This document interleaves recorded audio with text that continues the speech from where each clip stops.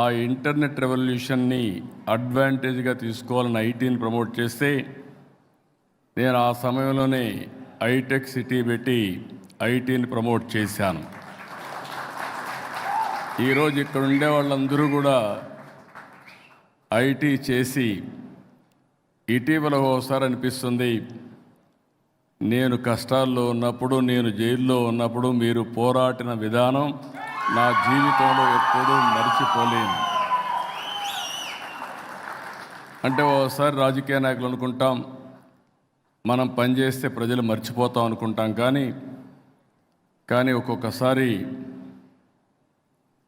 ఏ విధంగా ప్రజలు స్పందిస్తారనేది నా జీవితంలోనే కాదు, ఎన్ని జన్మలెత్తి మళ్ళీ తెలుగు వాడుగానే పుట్టాలనుకుంటున్నా, ఈ జాతికి సేవ చేయాలని ఆలోచిస్తున్నాను.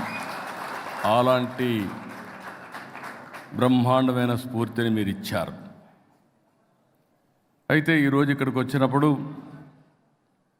2000 సంవత్సరంలో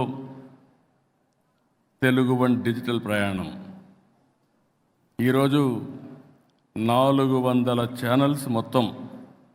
ఇప్పుడే చెప్పాడు, ప్రపంచంలో ఏ దేశానికి పోయినా తెలుగు వన్ ఉంటుంది. నేను గర్వపడుతున్నా, గర్విస్తున్నా.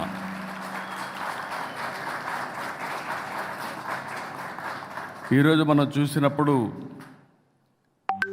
రవిశంకర్ యొక్క కృషిని, పట్టుదలని, ప్రతిభని, అన్నింటికంటే ముఖ్యంగా నేను ఒక విజన్ పెట్టుకుంటే నా విజన్కి ప్యారలల్గా ఇంకొక విజన్ తయారు చేసుకొని ఒక పెద్ద ఎంపైర్ తయారు చేసుకున్నాడు.